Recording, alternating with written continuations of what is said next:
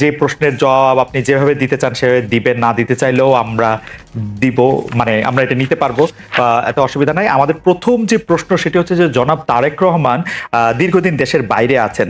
আমরা দেখেছি যে 5ই আগস্টে ক্ষমতার পট পরিবর্তনের পরে শেখ হাসিনা পালিয়ে যাওয়ার পরে তিনি ভার্চুয়ালি একটি জায়গায় তার পর দিনই ভার্চুয়াল বক্তব্য দিয়েছিলেন, বিভিন্ন অনুষ্ঠানে অনলাইনে সক্রিয় থাকছেন, বক্তৃতা দিচ্ছেন।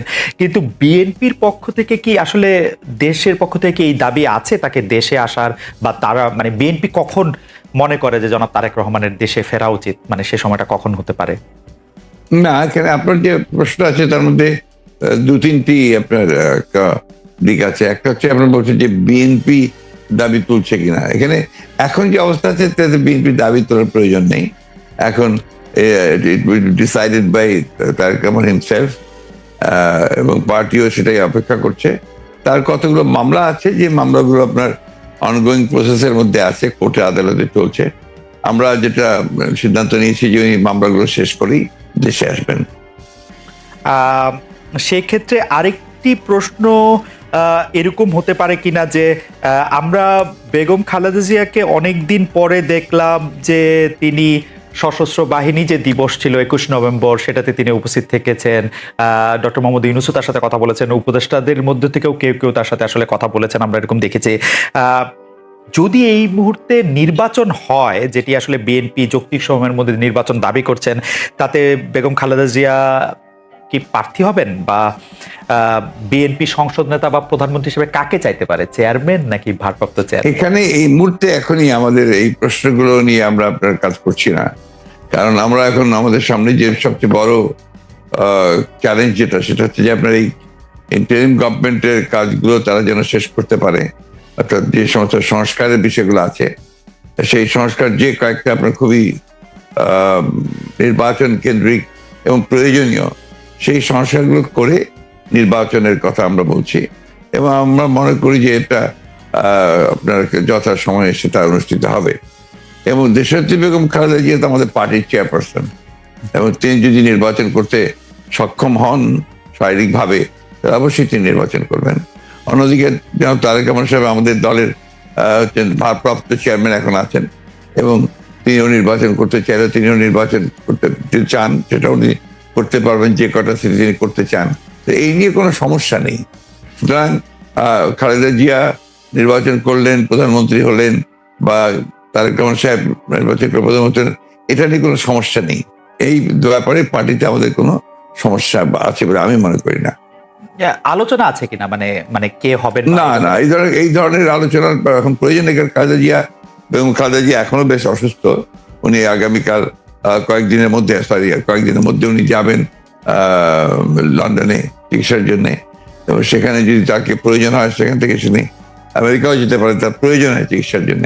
তো আমরা তাকে সম্পূর্ণ সুস্থ করে, আল্লাহ যেন তাকে সুস্থ করে নিয়ে আসেন সেটাই চাইবো, সেটাই চাচ্ছি আর কি।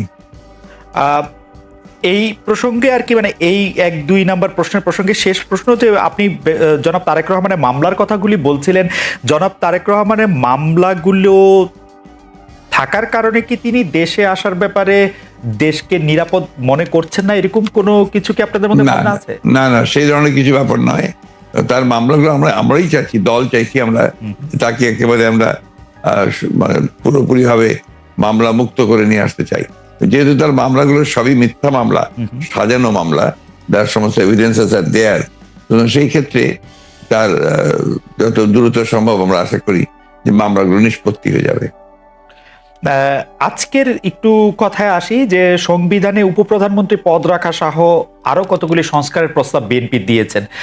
উপপ্রধানমন্ত্রী বা উপরাষ্ট্রপতি, তারপরে সংসদ উচ্চকক্ষ, গণভোটের বিধান প্রবর্তন করার প্রস্তাব।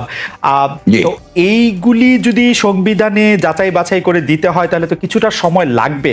আপনার কাছে যৌক্তিক সময়টা কত মনে হয়, যে এই সরকারের কাছে কতটা সময় আসলে দেওয়া উচিত সরকারকে আসলে যৌক্তিকভাবে?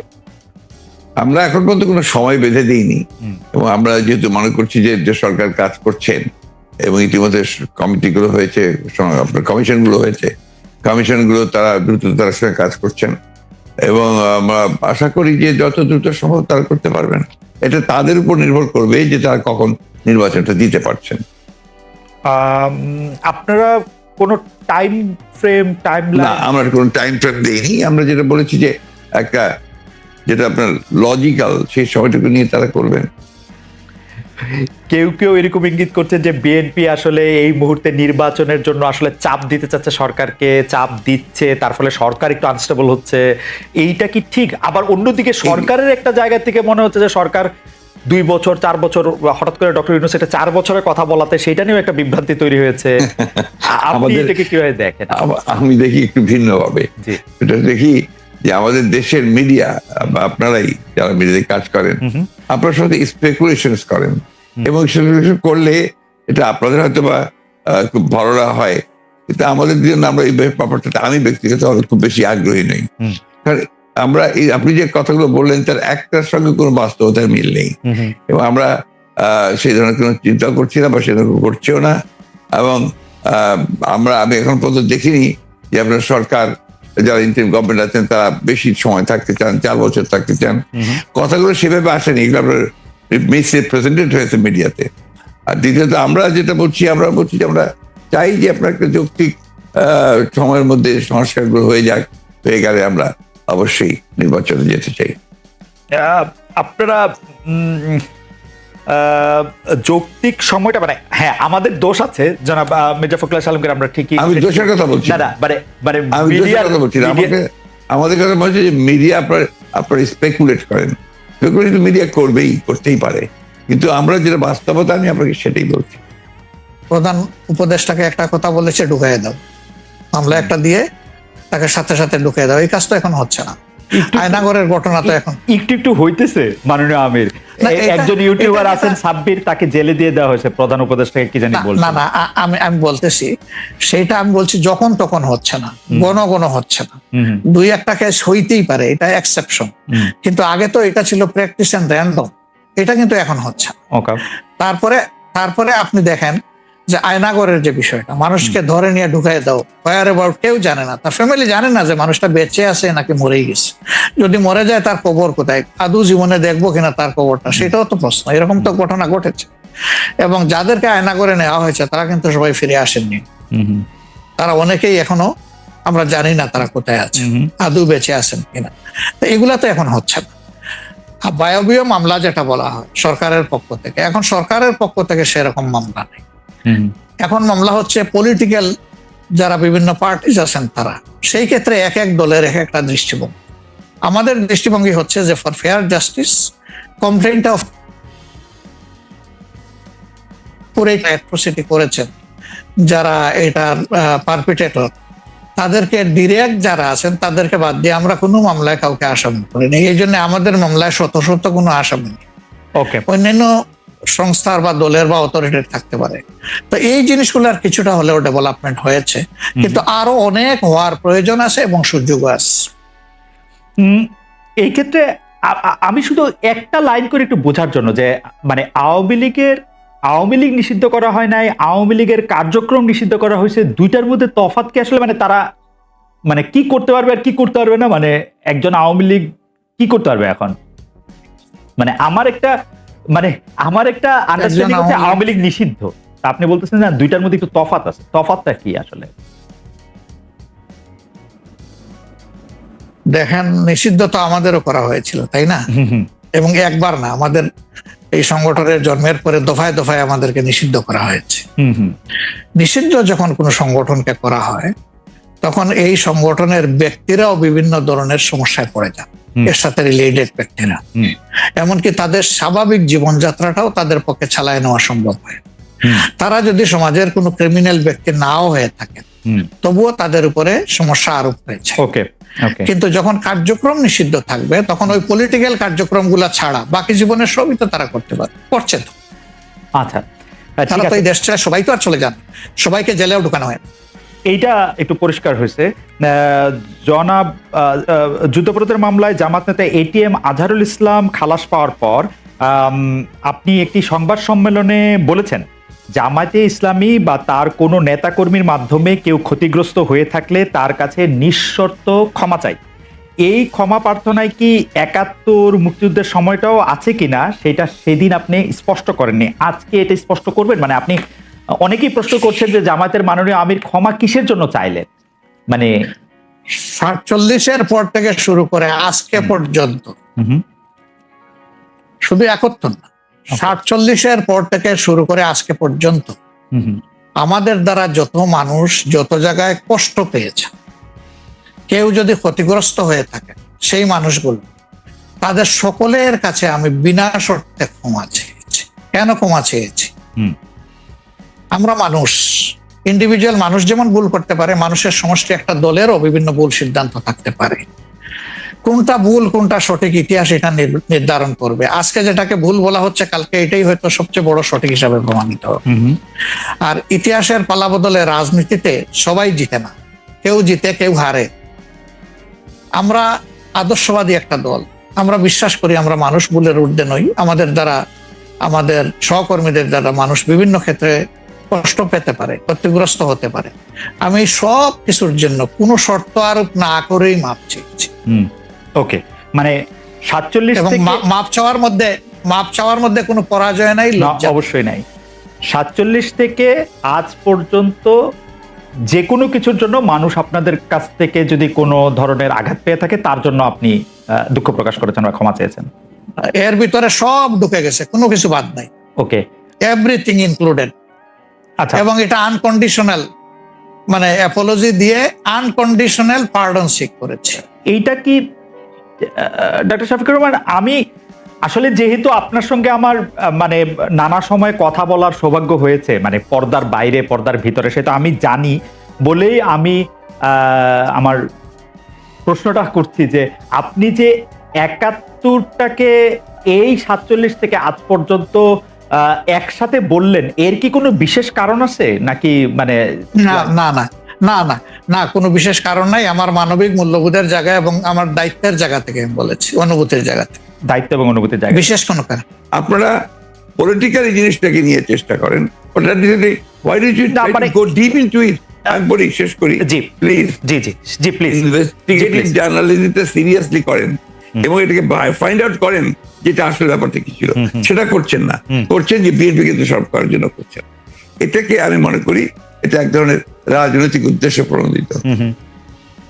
ওকে ওকে, আমি ইনভেস্টিগেটিভ জার্নালিজমের প্রসঙ্গে, মানে আমি আপনাকে মাঝখানে ইন্টারাপ্ট করতে চাইনি, আমি শুধু বলতে চাইছিলাম যে এইটা তো আসলে আমাদেরও সীমাবদ্ধতা থাকে, ইনভেস্টিগেটিভ জার্নালিজম যে আমরা করতে পারি নাই। কিন্তু এই কথাও তো সত্য যে বিএনপির আমলে আমরা একটা 21 আগস্টে গ্রেনেড হামলার পরে আমরা একটা জজ মিয়াকে দেখেছিলাম, যে জজ মিয়া একটা বানানো হতে পারে। আমি ধরে নিচ্ছি সেটা আপনারা মনে করছেন যে ভুল, আমিও ভুল ধরে নিচ্ছি, কিন্তু আপনারা তো পারতেন এখানে একটা ইনভেস্টিগেটিভ জার্নালিজম করে আসল সত্যটা উদ্ঘাটন করতে, সেটা তো করেনি। আমি আপনাকে আসল সত্যটা বলছি, সেটা আমি বললাম। আপনি এই জিনিসগুলো তো আপনারা কখনোই তুলে ধরবেন না যে 4 বার তার আয়ু চেঞ্জ করা হয়েছে, কখনোই তুলে ধরবেন না যে কার আকাঙ্ক্ষা দেওয়া হয়েছে যে আওয়ামী লীগের নমিনেশন চেয়েছিল, অবশ্যই তুলে ধরবেন। কখনোই তুলে ধরবেন না যে মুফতি মাহমুদকে বিচার শেষ হওয়ার আগে থেকে আপনার ফাঁসি দেওয়া হয়েছে। তো দিজ আর দ্য এভিডেন্সেস, যেখানে আপনি পরিষ্কার বুঝবেন যে একটা শুধুমাত্র সাজানো মামলা, তাকে এখানে জড়িত করার জন্য এই কথাগুলো এসেছে। তত্ত্বাবধায়ক সরকার ব্যবস্থা বাতিল করার জন্য বা তত্ত্বাবধায়ক সরকার ব্যবস্থাকে প্রশ্নবিদ্ধ করার জন্য বিচারকদের বয়স বাড়ানো এবং একজন বিচারপতিকেই আসলে তত্ত্বাবধায়ক সরকার ব্যবস্থার প্রধান করার লক্ষ্য নিয়ে সেইটা করার কারণে বিচার, মানে এই পুরো বিধানটাই এটা দিস ইজ ইওর ন্যারেটিভ, এটা আমাদের ন্যারেটিভ নয়। আচ্ছা, আমরা মনে করি যে ওই সময় প্রয়োজন ছিল আপনার বয়স বাড়ানোর ব্যাপারটা, ওটা বাড়ানো হয়েছিল। ইট মে নট ওয়ার্ক, সেটা অন্য কথা। একটা জিনিস আপনি আবার ভুলে যাবেন না যে 1/11 আগে চক্রান্তটা একটা হয়েছিল। সেই চক্রান্ত হচ্ছে যে আপনাদের সেই 9/11 ঘটেছিল তার আগে, আর এখানে আপনার কিছু পশ্চিমা দেশ একসাথে হয়ে চুইজডে ক্লাব তৈরি করেছিল, একই সঙ্গে ভারতবর্ষ তার সঙ্গে যুক্ত হয়েছিল, এবং তাদের মূল টার্গেটটা ছিল জাতীয়তাবাদী শক্তিকে এখান থেকে নির্মূল করা। এবং যেহেতু তারেক রহমান সাহেব জাতীয়তাবাদী শক্তির উঠতি নেতা ছিলেন, হি ওয়াজ দ্য রাইজিং লিডার, সুতরাং তাকে আপনারা মেলাইন করার জন্য, ভাবমূর্তি নষ্ট করার জন্য একটা পরিকল্পিতভাবে এই চক্রান্তগুলো করা হয়েছে এবং এই ক্যাম্পেইনটা চালানো হয়েছে, হুইচ ইজ টোটালি পলিটিক্যাল। আমরা ছাড় দেই নাই কাউ, আমাদের এই ঘটনাগুলো র্যান্ডম না, ব্যাপক না, দুই একটা বিচ্ছিন্ন ঘটনা, আমরা কাউকে ছাড় দিই।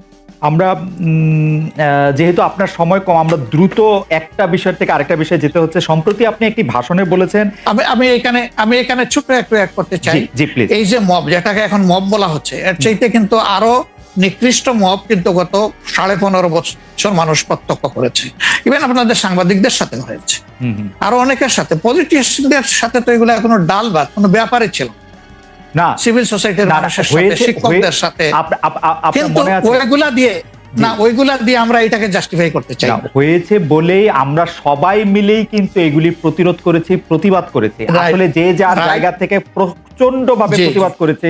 আমার মনে আছে ডয়েচে ভেলেতে থাকতে আমি একবার শেখ হাসিনার নাম করে এতবার বলতেছিলাম যে কেন তিনি এটি করবেন, কেন তার এটি সমালোচনা করা যাবে না, এবং কেন তার এটা, মানে আমার মনে আছে যে মানে আমার সাংবাদিকতায় আমি কোনো সময় অ্যাক্টিভিজম করতে চাই না বা অ্যাক্টিভিজমের জায়গা থেকে, কিন্তু এইগুলির প্রতিবাদ আমরা সবাই মিলেই আসলে করেছিলাম, যে যার অবস্থান থেকে।